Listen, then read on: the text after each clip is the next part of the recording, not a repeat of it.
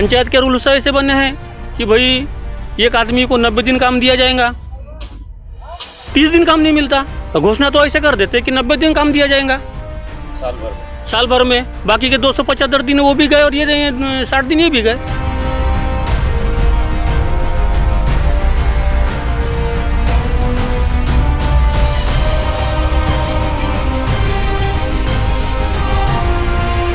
मंदिर बनने से क्या होगा साहब? वहाँ अगर पूजा करने बैठ गए तो हमारा पेट भर जाएगा। मंदिर जो है ये तो एक व्यापार है। व्यापार इसलिए क्योंकि जैसे लोहार का काम अपना घन पीटना है तो वो उससे रोजी रोटी कमाता है, वैसे ही मंदिर जो है वो जो ब्राह्मण वर्ग है उनका व्यापार है, क्योंकि वो यदि वहाँ पे पूजा करते तो सारा धन उनके घर जाता है। हमारे घर थोड़े जाता है, किसी SC ST OBC या माइनॉरिटी के घर में उसका धन नहीं आता। उसका धन तो जो जाता है पंडितों के घर जाता है।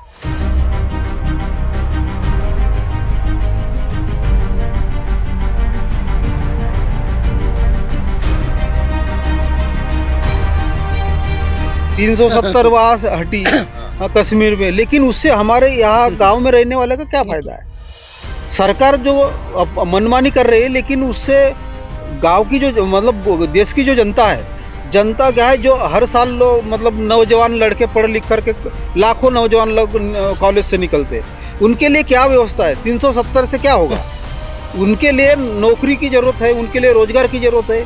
सरकार जो हम देखो आज छोटे से छोटे बच्चा, अगर कोई बच्चा चॉकलेट भी खा रहा है तो उसका भी टैक्स गवर्नमेंट को दे रहा है, तो यानी खरबों और लाखों करोड़ों और अरबों रुपए तो गवर्नमेंट के पास खजाने में जाता है। तो उस खजाने का उपयोग क्या कर रही है सरकार? अपने नेता लोग ऐसा उपयोग कर रहे हैं कि जो उनके जेब में कैसा कमीशन है ऐसी योजना बनाती है।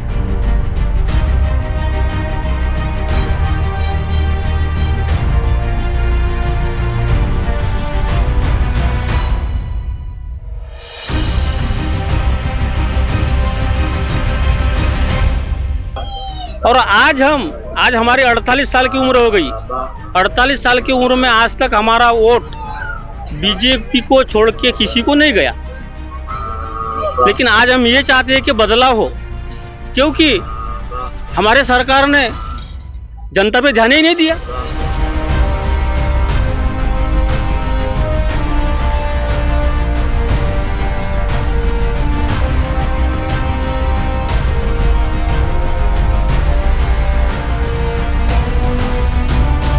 हम बोनकट्टा आंजन बिहरी होते हुए अब पहुंच गए हैं महके पार। ये भी इसी क्षेत्र का गांव है और यहाँ पर ये एक हवन पूजन का कार्यक्रम इस वक्त चल रहा है। आइए देखते हैं कि अंदर क्या चल रहा है। यहाँ पर हम देख रहे हैं कि तरह तरह के जो पोस्टर हैं, बहुत सारी चीजें यहाँ पर लगी हुई है। यहाँ पर ये देखिए, ये छोटा परिवार, सुखी परिवार, बड़ा परिवार, दुखी परिवार, ये संदेश देता हुआ पोस्टर भी यहाँ पे लगा हुआ है। साथ ही इसके ठीक दूसरी तरफ अगर हम देखते हैं तो यहाँ पर ये अंधश्रद्धा निर्मूलन से संबंधित एक पोस्टर लगा हुआ है, जहाँ ये जागरूकता करने की कोशिश की जा रही है कि टोना टोटका झाड़ फूक ये जो सब है ये अंधविश्वास है, अंधश्रद्धा है। आखिर ये जो परमात्मा एक सेवक मंडल का ये जो कार्यक्रम है ये क्या है, किस तरह से ये होता है और किस तरह से ये चलता है, इसके बारे में हम यहाँ पर जानेंगे। कुछ लोग हमारे साथ यहाँ पर है, हम इनसे बात करेंगे। ये बताएं कि क्या चल रहा है यहाँ? नमस्कार सर, मैं चंद्र किरण हूँ, यही रहता हूँ और मैं परमात्मा एक का सेवक नहीं हूँ, लेकिन मेरे जो वार्ड में है यहाँ जो है कार्यकर्ता जी है जिनके घर में इस तरीके का कार्यक्रम बहुत दिनों से, बहुत सालों से चल रहा है। एक्चुअली जो परमात्मा एक जो है नागपुर से है और जो जुमदेव बाबा जी है, इन्होंने इस अभियान को चालू किया लोगों को जगाने के लिए, जिसमें अंधश्रद्धा निर्मूलन, लोग जो भटकाऊ की तरफ है, रूढ़िवादी है, उसको दूर करके एक मानव धर्म के इसमें मानवता की तरह किस तरीके से जीना चाहिए, भाईचारा किस तरह से होना चाहिए, इसका संदेश देते हैं।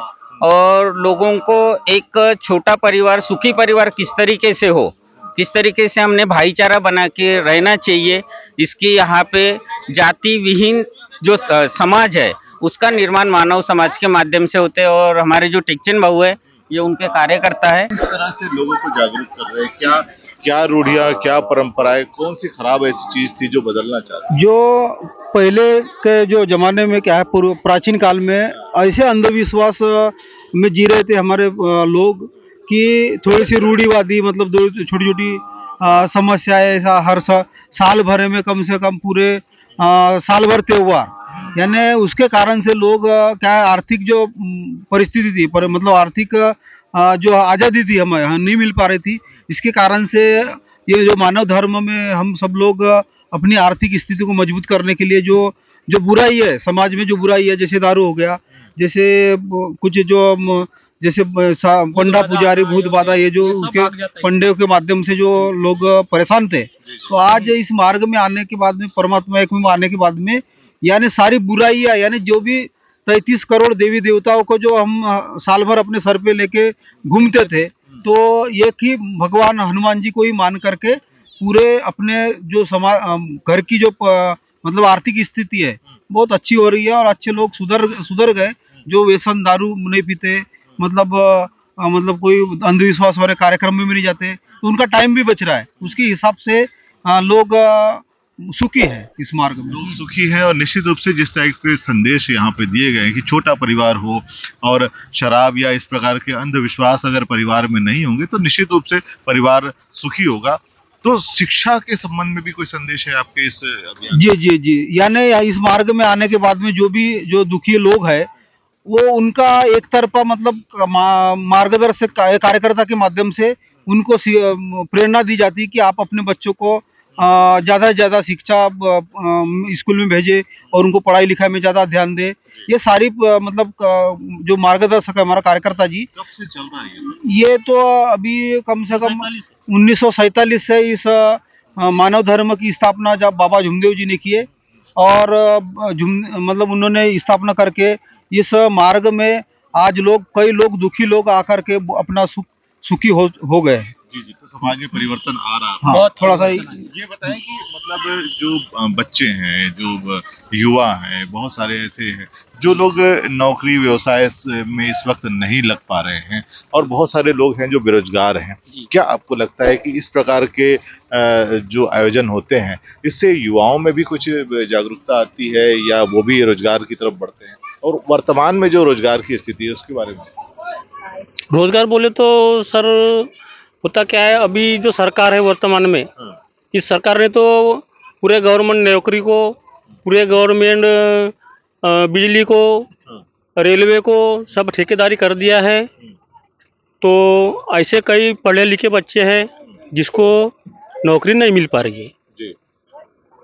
और आज की सरकार बच्चों को नौकरी देना पसंद ही नहीं कर रही है, क्योंकि वो ठेके में काम उनका हो रहा है। एक ड्यूटी वाले के पेमेंट में 4 लोग काम कर रहे हैं, वो उनको पूर रहा है, इसलिए वो ड्यूटी का कोई मतलब ऐसा रखते नहीं कि इनको ड्यूटी लग जाए, ये पढ़े लिखे हैं। बच्चों का कोई भविष्य तो वो हो गया ना सर, खराब हो गया ना। बच्चे आज हमारा वो बच्चा पढ़ा है, इनका बच्चा जो है आज पढ़ा है, बैठा है, कुछ भी काम नहीं कर रहा है। अच्छा। तो गवर्नमेंट ये चाहती नहीं सर कि भाई इनको कोई नौकरी मिले, बच्चा अच्छा रहे, इनका परिवार अच्छा रहे, परिवार खुश रहे। आज हम गरीब है, अपने बच्चे को हमने बच्चे की सामने की स्थिति देख के बच्चों को पढ़ाई कि भाई हमारा बच्चा कुछ बन सके, तो बच्चा पढ़ने के बाद में भी घर में है सर। अच्छा। शासन ये चाहती नहीं कि बच्चे कि देश में कुछ बच्चों को नौकरी मिले, कुछ जॉब मिले, और बच्चा कम से कम अपनी ज़िंदगी बना सके। मतलब आप सरकार से खुश नहीं है? खुश बोले तो यही है ना सर, खुश तो सब कुछ है, लेकिन ये है पैसे बांट रही है ना, बहुत सारे महिलाओं को पैसे दिया है। हाँ, बस यही बताती है कि 1000 रुपये महिला को 5 किलो राशन, इसी में जनता खुश है। अच्छा, इसमें खुश है जनता? खुश है इससे? जनता इसी में खुश है सर, क्योंकि बच्चों को खुश ये लोग हैं जिसको समझता नहीं। अच्छा। कि भाई वो बोलते हैं कि हमको तो 5 किलो राशन मिल रहा है, हमको तो 1 महीने के 1000 रुपये मिल रहे हैं, और इस सामने के भविष्य हमारे बच्चों के बिगड़ रहे हैं, वो तो समझता नहीं उनको। अच्छा। आज हमारा बच्चा पढ़ लिख के कुछ बने तो हमारा भविष्य बन जाएंगे, हमारे बच्चे के भविष्य बन जाएंगे। ये जनता चाहती है, लेकिन शासन नहीं चाहता बाबा। तो कह तो रहे कि एमपी के मन में मोदी है करके। मोदी तो है, लेकिन कार्यकाल बोले तो ऐसा है उनका। आज देखो हमारे गांव की स्थिति, आधे गांव में पानी मिल रहा है, 3-3 4-4 ढोले बने हैं, आधे गांव में पानी नहीं मिल रहा है। तो सरकार ने ध्यान देना चाहिए कि भाई आधे गांव में पानी क्यों नहीं मिल रहा है। ये चाहते ही नहीं कि भाई सभी गांव को मिले। आज 10 साल 20 साल से आधे गांव में पानी मिल रहा है। हम लोग हेड पंप का पानी हिला करके, कुएं का पानी खींच करके पी रहे हैं। और क्या चाहिए, और क्या सुविधा चाहिए आपको गांव में? सुविधा तो हर चीज की होना चाहिए। रोड सुधरना चाहिए। देखो आप तो रोड से आए हो, अगर आपकी गाड़ी गुजर रही तो साइकिल नहीं गुजर पाएंगी। चौड़े रोड बनने चाहिए जी। जब उसमें बदलाव आ जाएगा थोड़ा सा। क्या काम करते हैं आप लोग के, आपका आय का क्या स्रोत है? मजदूरी करते साहब मजदूरी करते जी। हैं। क्या किस काम में मजदूरी करते हैं? हाँ, कभी कभी अपन लोहार समाज के आदमी फर्नीचर कर लेते छोटा मोटा, बाकी के गन्ना पकाते हैं अच्छा, खेती में गन्ना जी। यहाँ पे ज्यादा गन्ना गन्ने की खेती। जी जी। फिर उसमें तो अच्छा मुनाफा मिलता होगा। मुनाफा मिलता है सर, पर सभी को नहीं मिलता ना सर। जिसकी खेती अच्छी है वो मुनाफा कमाता है, और जिसकी खेती अच्छी नहीं वो कहाँ से मुनाफा कमा ले। गन्ने को जितना भाव मिलना चाहिए वो। सर भाव तो अभी है। जिस समय में किसान के पास गन्ना आ जाएगा उस समय में भाव कम किया जाता है। 25 रुपया 24 रुपया। अच्छा, आज 35 रुपया 40 रुपया गन्ना गुड़ है। और हमारे पास जिस समय में आ जाएगा सर तो 25 रुपया हो जाएगा, 28 रुपया हो जाएगा। कहाँ बेचते हैं आप लोग गन्ना? बस व्यापारी को सर। अच्छा, अब हम लोग मान के चलो गन्ने में पूरता है, आप बोल रहे हो सही है, लेकिन निजी खेती जो करता है खुद की खेती उसको पूरता है। हम लोग आधिया करने वाले हैं, आधा गुड़ तो सामने वाले जमीन वालों को दे देते हैं, अच्छा। आधे गुड़ में हम खुश रहते हैं।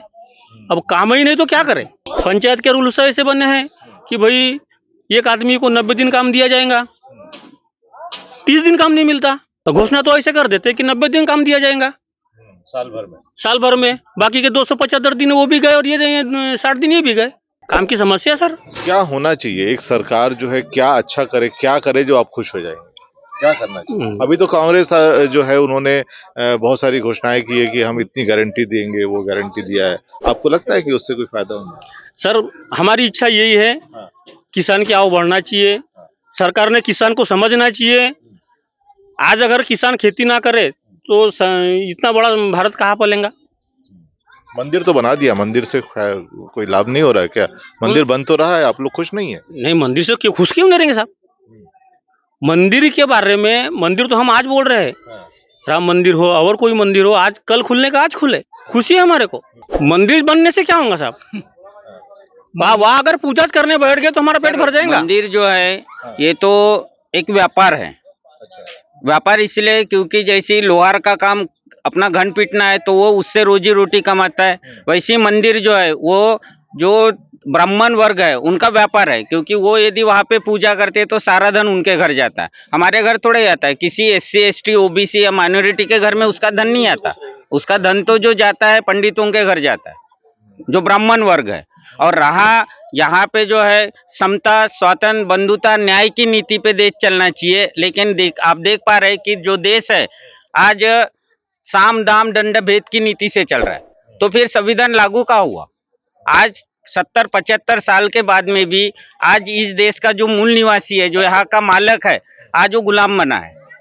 तो मतलब आप मंदिर से खुश नहीं हो? जी नहीं, जी नहीं। मंदिर से मंदिरों की जरूरत नहीं है, शिक्षा की जरूरत है, स्वास्थ्य की जरूरत है, रोजगार की जरूरत है। ये हमारे मुद्दे होना चाहिए, स्थानिक मुद्दों को उठाया नहीं जाता। आपको एक बात बता दूं, हमारे गांव में शमशान भूमि था जो कि अंग्रेजों के समय मिला था, लेकिन वो शमशान भूमि का जो मुद्दा था किसी सरपंच ने नहीं उठाया।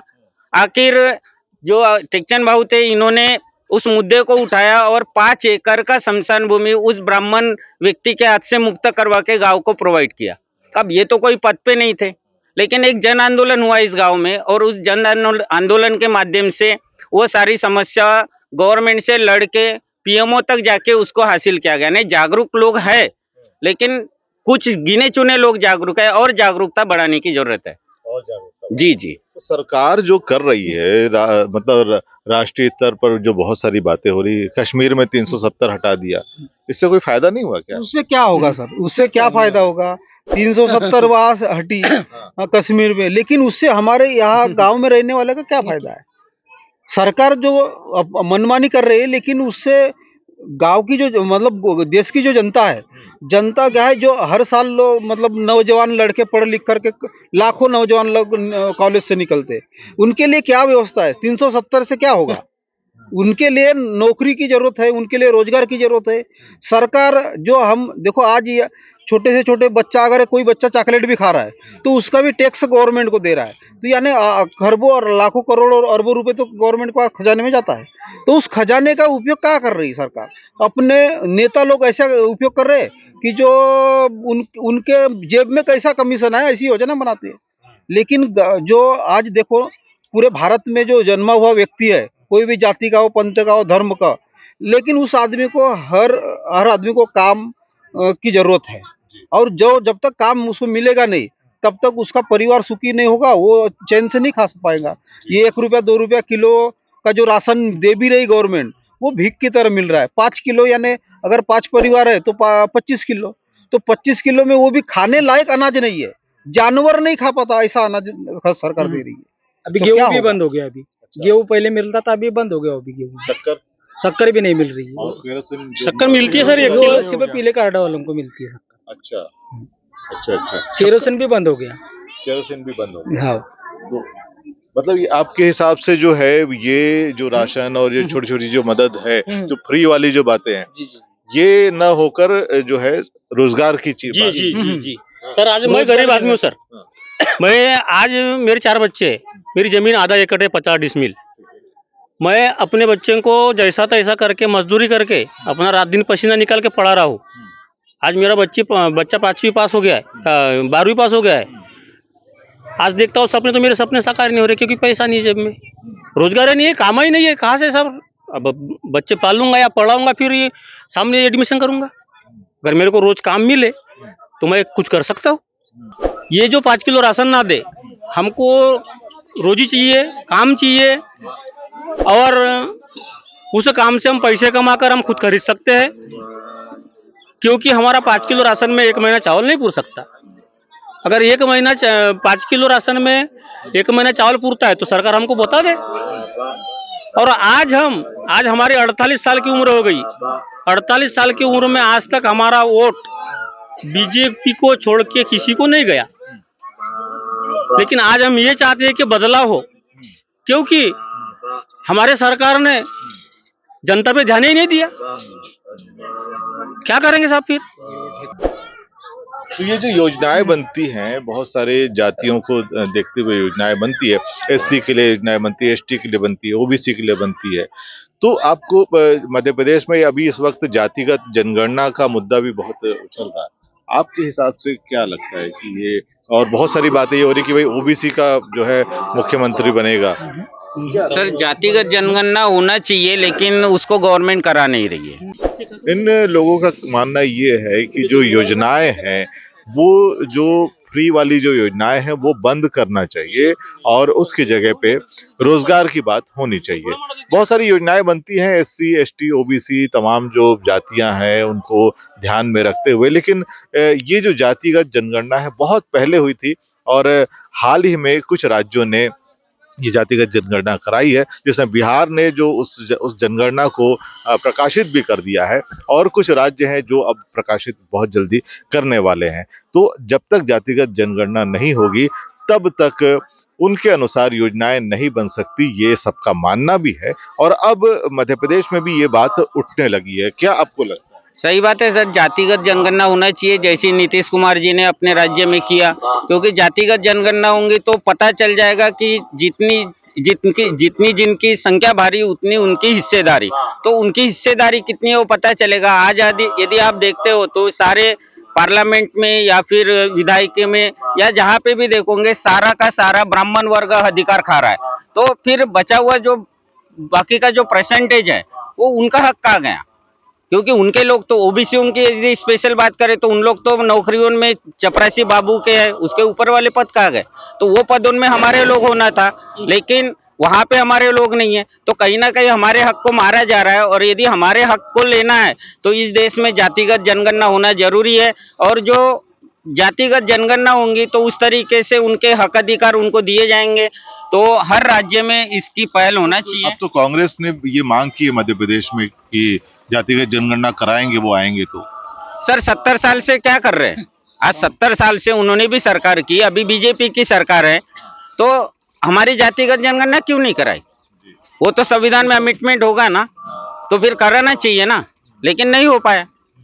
तो कहीं ना कहीं कांग्रेस बीजेपी ये सारे चट्टे बट्टे के एक ही हैं, हमारे हक अधिकार हमको देने वाले नहीं है। उसके लिए हमें विकल्प तीसरा ढूंढना ही पड़ेगा और हमारे जनप्रतिनिधि हमारे इसमें से आना चाहिए, ना कि किसी के बहकावे में जाने वाले। कौन हो सकता है, कौन आपको लगता है कि क्या तीसरा विकल्प क्या है? सर तीसरा विकल्प जो भारत में जो तीसरी राष्ट्रीय पार्टी बनी बीएसपी, तो मैं तो उसको समर्थन करता हूँ, क्योंकि वो कांसीराम जी जो थे जिन्होंने सोई कौम को जगाया। बाबा साहब ने तो हक अधिकार देके चले गए, संविधान दे दिया, लेकिन संविधान को इम्प्लीमेंट करने वाले लोग बराबर नहीं थे। तो उनको जगाने के लिए लोगों, क्योंकि शासन सर्वोपरि जनता होती है, उसके बाद शासन होता है, फिर प्रशासन होता है, तो लोग सर्वोपरि है, लेकिन लोगों को वो एहसास नहीं है, वो सोए हुए हैं। तो उनको जगाने के लिए जो कांसीराम जी महापुरुष हो गए इस देश में, और जिन्होंने जगाया, और आज उस आंदोलन को लेके हर गांव मोहल्ले कूचे तक वो आंदोलन पहुंच गया है। तो निश्चिंत ही तीसरी जो पार्टी है बीएसपी, वो लोगों के लिए एक आधार स्तंभ हो सकती है, उनके आगे के जीवन को अच्छा जीने के लिए, खुशहाल जीवन जीने के लिए।